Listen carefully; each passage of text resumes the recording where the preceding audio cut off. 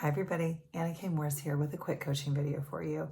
And you've watched my videos before, so you know I really love my dogs. And I love dogs, all dogs in general. My dogs especially though, right? And one of the things that I'm petting Barney right now, which is just like the best. Here, I'll show you. This is me and Barney, right? So I'm just like petting his ears. It's the best. And we're about to go on a long walk. And what I love is that after we go on a long walk, Barney and Duke do not ever do this. Oh, okay, so I've gone for a long walk. Now I should like go and play outside and then like go and do all these things. They just lay down because they're tired, because they just went on a long walk, which feeds perfectly into this coaching video. And if you're in my Take Back the Holidays, sorry, you've heard this time and time again from me. But if you're in that class, you've already heard it from me this week. And it's all about really like letting yourself do the hard thing and then get a little treat, right? So after Barney and Duke and I go and do like a 3-mile walk or longer, they come home and rest. So after you do a hard thing, which this week, let's face it, guys, it's December 13th, 12 days to Christmas. There's lots on your plate. I get it. I'm in it too. And what I find is that if I have a treat or if I give myself a little rest at the end of doing the hard things, it makes it so much better. And I love that I'm constantly seeing that from my dogs. They're just like splayed out on their beds, in a few hours when we come home. And they're just like gonna be like totally splayed out on the bed. And they're not like worried about what I'm gonna think about them or if they're doing not enough or, if I'm gonna judge them for it. They're just like, I'm tired, bye. And so what I have found is that it's such a good reminder for me to do the hard things. Like I just had a lot of coaching calls all morning and now this, and then I've already done a workout. I've done a lot of things. And so when Derek was like, okay, so what's the afternoon plan? I'm like, the afternoon plan is nothing. Like I'm going to play with the kids.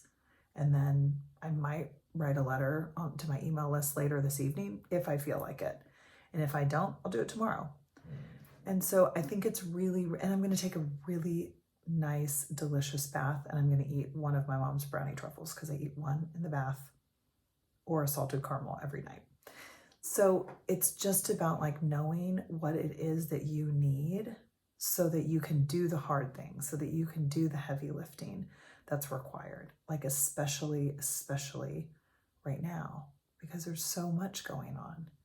And when I was talking to Derek about like our calendar for next week and we have some things that we want to do for the holidays and like going to see lights and things like that, he was like, well, we can do that. We don't have anything that night, but I'm not looking at that night. I'm not looking at Tuesday night. I'm looking at what's happening Sunday, Monday, and Wednesday, because I know I don't like things every single night.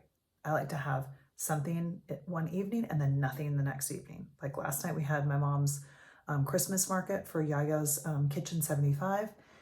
And tonight I have nothing. This afternoon I have nothing. After I do this coaching video, I'm technically done. Like if I do anything else, it's gravy. It's nice, but it's not necessary. So knowing that about myself allows me to get what really matters done and then go do some resting and go do white space, as I call it.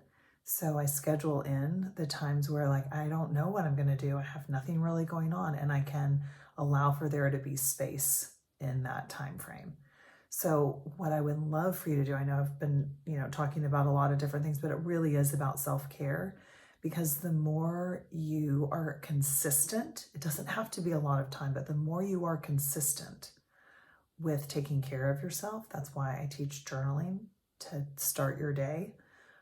But the more consistent you are, the easier it is to do the hard things, the easier it is to do the work and take care of others and help and do all the things that really matter to you and your family. But you first have to put on your oxygen mask, okay? So I love it. I was talking to a client this morning, and she's having like a big finance meeting with her husband later in the week. And then afterwards, they're going to get a couples massage. So like you're doing the hard thing, and then they're going and having a treat, and then they're going and doing something with their family later after that.